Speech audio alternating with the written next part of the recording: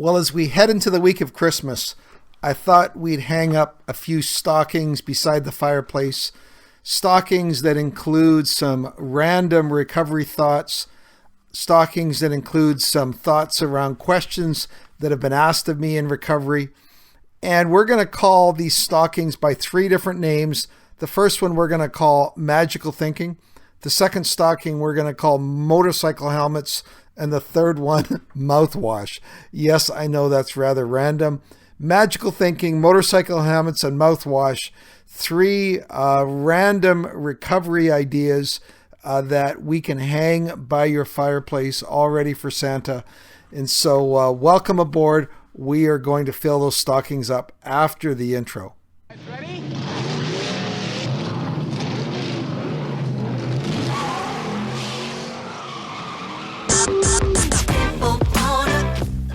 When it comes to porn, are you stuck, spinning out, or slipping backwards in your life? If so, then welcome to the Finding Traction podcast, a show dedicated to those who are looking to gain recovery momentum away from porn and toward the life and relationships they have always hoped for. Now, here's your host, Vern Tomke.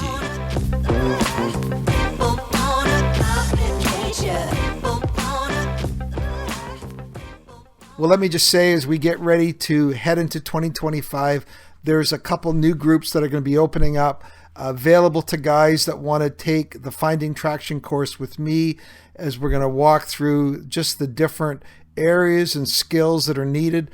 The first one is going to be Wednesdays at 6 p.m. Pacific or 9 p.m. Eastern. You can join that group. We look for 5 to 7 guys at a time, and so you can get a hold of me or just, reach out to me for a Zoom call that we can talk about what that group looks like. Also, I want to start a clergy group. That's going to be Thursday mornings at 7 a.m. Pacific time or 10 a.m. Eastern time. So if either of those groups interest you, you can reach out to me by emailing me at bandofbrothers.care@gmail.com. All right, well, let's throw some random stockings against the wall. The first one we're going to call Magical Thinking. And we were talking this morning in one of my groups about the area of hope. And one of the questions I ask guys is, what does one day at a time mean to you? And it was interesting because, you get different responses like, I just need to not look too far down the road lest I get discouraged. It's too far, it's too big. So if I take just one day at a time, then I have a better chance of not getting overwhelmed. And that's usually the common response that people have. But one of the guys said something which was a different take on this idea of one day at a time. He said, when I think of one day at a time, for me it combats what is the magical thinking in my life which has served me so poorly over my efforts to recover from problematic porn use. We said, well, okay, what does magical thinking have to do with one day at a time? And this is what he said. He said, when I start thinking sometime in the future, something is going to happen which magically changes my circumstances. And that change of circumstance is going to suddenly make recovery easier. It's going to make me successful. The classic one, of course, is one day I'm going to be in a dating relationship, or one day I'm going to be married. And then all of a sudden, recovery will be easier for me, or I'll be successful in recovery. That's a version of magical thinking. Something will happen in my future. Guys that are in university, well, I'm just so stressed out with university. When I get through this course, when I get through this year, then I can focus on my recovery. When I get here, when this happens, when this situation changes, then I can begin to focus. Then I can begin to look at what's going on in my life. All of those are in one sense a form of magical thinking. Now, I know, of course, that Christmas is a time, that we talk about the magic of Christmas. And whenever I was teaching a couple days this week in high school, and of course, we're all playing Christmas music as if it's suddenly going to transport these bozo students into being wonderful Christmas students. It doesn't seem to work, but magical thinking doesn't work, as opposed to, you know what? Today is all I have. Today is the day that I can actually make changes that will affect my life. Saying I heard recently is, what is the best day to start your recovery? Well, the answer is, of course, yesterday. Well, what's the second best day? The second best day is today. Well, what is the third, or what is the worst day to start your recovery? The answer to that is tomorrow. Tomorrow is the worst day to start your recovery. Why is it? Because tomorrow you're going to be in a no different place than you are today.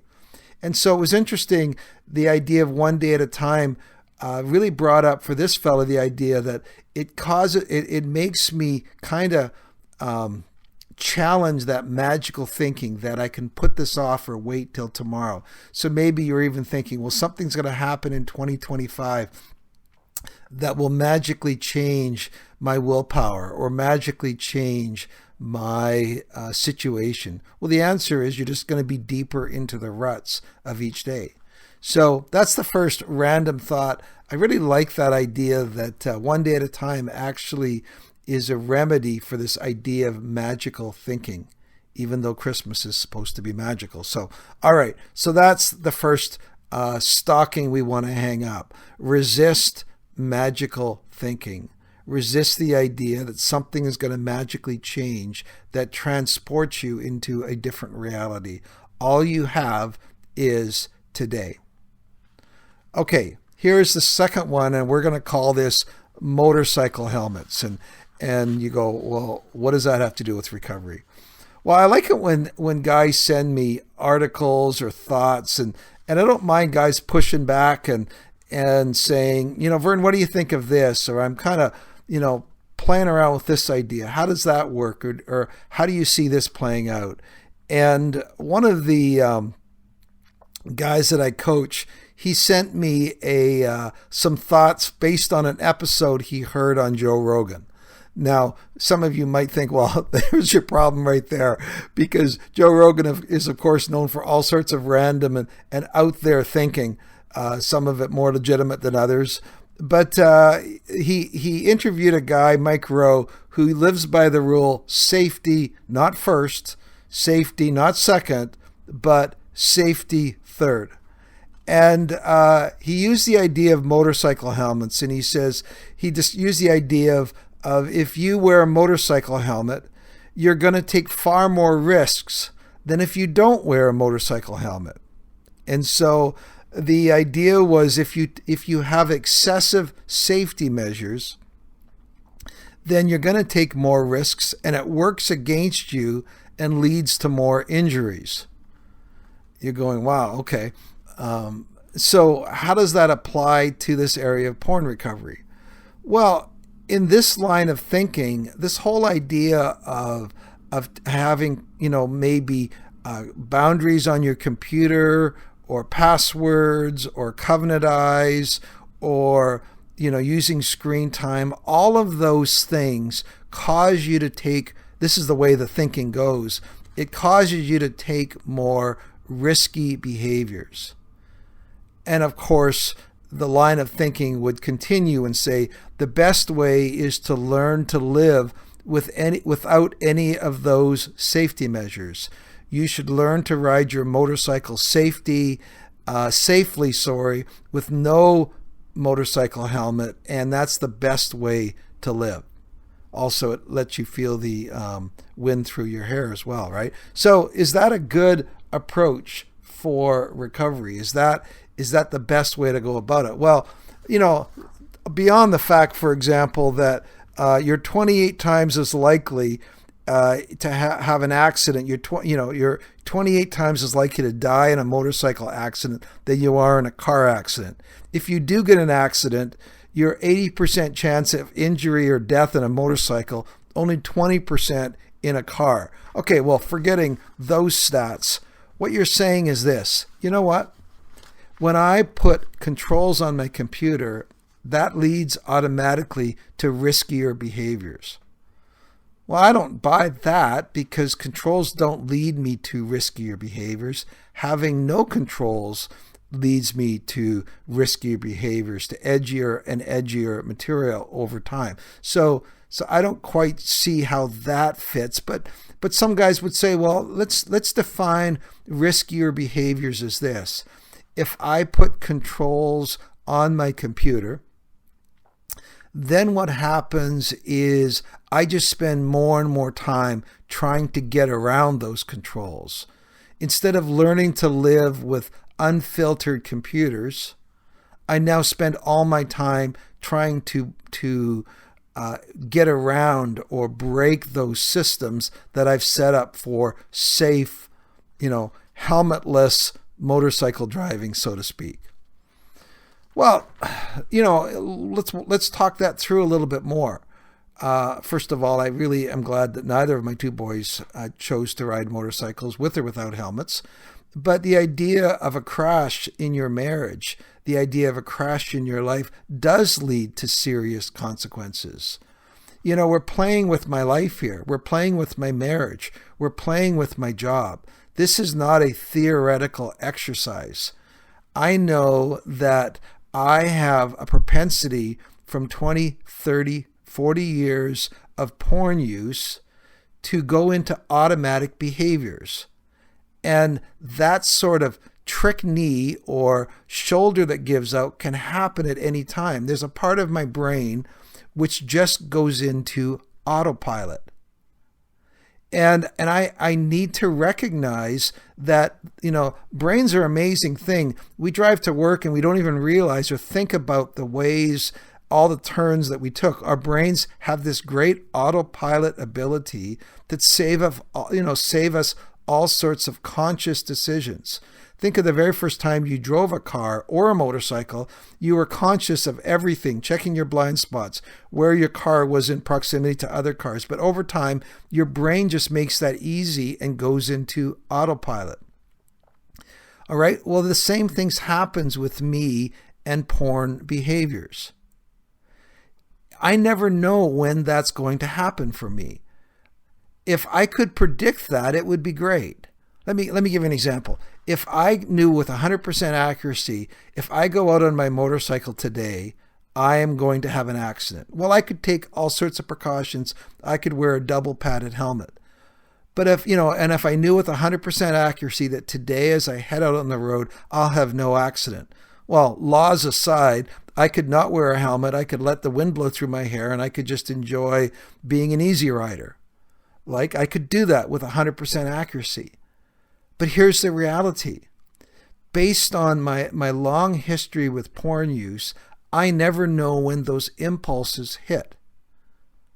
I never know when all of a sudden, 8 times out of 10, I'm doing fine. I could live with unfiltered computers.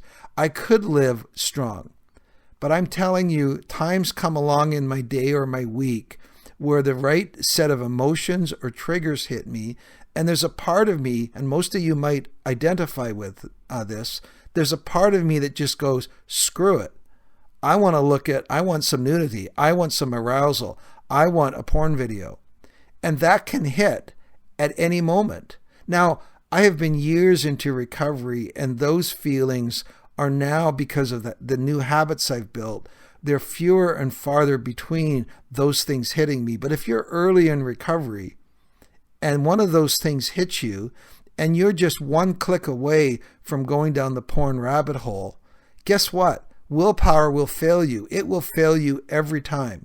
If that's the only strategy you have is at the right time, in the right arousal place, I'm going to choose the right thing, you are going to fail over and over again. So what does it mean to wear a motorcycle helmet? Well, what it means is this. I set up just those common sense friction points that keep me from going to those old sites, keep me from checking those things. For me, it's screen time, it's covenant eyes. And so what happens when that impulse hits? First of all, I can't go easily to those places. But then the second thought is, if I go to those places, I'm going to have an awkward conversation with my recovery buddies, with my wife, with my fellow coaches. And I don't really want to do that. And so I've prepared myself. I put on my helmet. So all of a sudden, if a car does decide to turn into my lane, and it does hit me, I at least have some head protection. The reality is this: I don't know when my autopilot will kick in. And so I protect myself. I basically say, when those situations happen and that impulse hits, I have enough time and opportunity for the wiser angels that perch on my shoulder to go, this is not a good time to do that. A time for me to reach out, a time for me to check in with somebody, a time for me to just go do something else. All of those options are available to me when I have some controls on my computer. Without those, my automatic reptile brain is just going to kick in time and time again. And I say to guys, if nothing changes, then nothing changes. So I do believe in safety first, especially when it comes to, not safety third, when it comes to this, because I know myself. You put me in the right circumstance, in the right emotion, and I'm probably going to choose the old pattern. There's no, my willpower will fail me at that point. So I guess I would wear a motorcycle helmet if I rode a motorcycle. All right. So we talked a little bit about magical thinking. We talked about motorcycle helmets. The third one, I want to talk a little bit about mouthwash. Okay, what do I mean by mouthwash? Well, I read a really interesting book by Charles Duhigg all about habits. And that was an interesting book. And the one thing that stood out to me was this. He spoke about how the driving force of developing new habits is something called anticipation. Now, where I'm going with this is he gave some examples from the book. For example, when they developed the air freshener, I think it was Febreze air freshener, and it did all the proper things. It removed all the germs, but it was a complete dud when it came to entering the market. And they try to figure out, why is this not working? It actually is doing what it's supposed to. It's something that people need, and why are we not achieving success? And then what they did is they added in a distinctive odor. Now, the odor had nothing to do with actually its proper functioning of killing germs. But what it did is it gave the user a sense of, oh, this place is clean. This place smells clean. And what happened is people would spray that, let's say in the bathroom, they would smell that odor and they would go, it smells clean. And they would anticipate the smell. They would anticipate, oh, it's clean now. It was a little trick, but it made all the difference. Same thing with mouthwash. They tried mouthwash, and it, to kill the germs, and they found out, well, people don't seem to be buying into it. But then they introduced something that made your mouth tingle when you had mouthwash. And all of a sudden, people begin to associate that tingle with the feeling, oh, I don't have germs. I don't have bad breath anymore. It was the power of anticipation. And anticipation is what Charles Duhigg talks about, the driving engine of developing new habits. It made me think about something that many of my recovery guys are actually really poor at. They're, some guys don't like the idea of introducing a tool of consequences, or what I call negative reminders. But they're actually worse at developing rewards or positive reminders. It's like they're caught in this system where they like to just to feel bad about their behaviors. And I like working with guys of setting up rewards or setting up some positive reminders that they're on the right road. And I say to guys, okay, let's say you have a week of what I would, in our groups we call green behavior. You're not looking at porn, you're not edging, you're actually actively walking out your recovery and self-care commitments. And you come to the end of the week and you go, oh, okay, well, now I have another week ahead of me.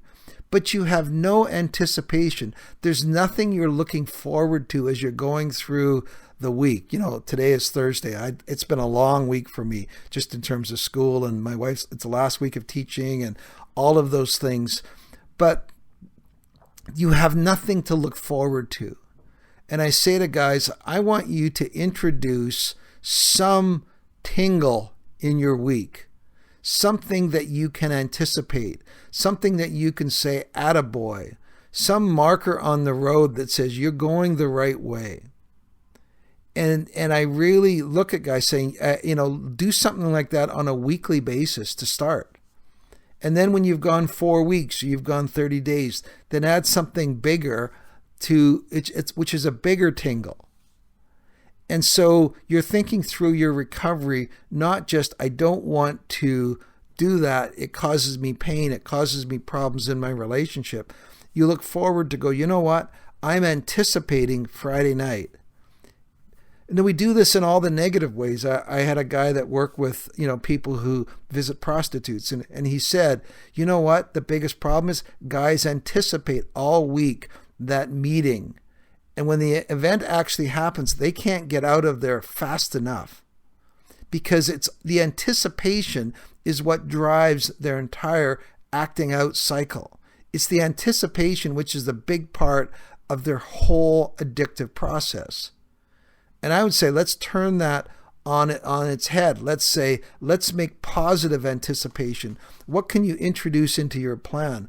What can you introduce into your week that says, when I get to Friday night and I've had a great week, or I get to Sunday night, let's say you include the weekend. On Sunday night, we do something. We go out to my favorite ice cream parlor. We'll go with my wife. We do something. We take in a movie. We have some little ritual, which I anticipate.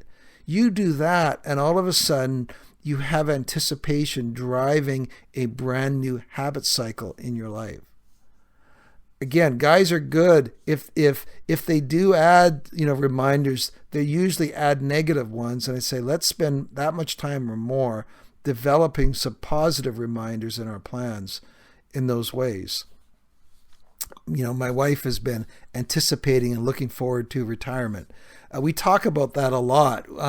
Guys, at the age of they get into their late 50s, early 60s, you listen to them, they talk so much about, oh, I can't wait 2 more years to retirement, or 3 more years, or so many more months to retirement.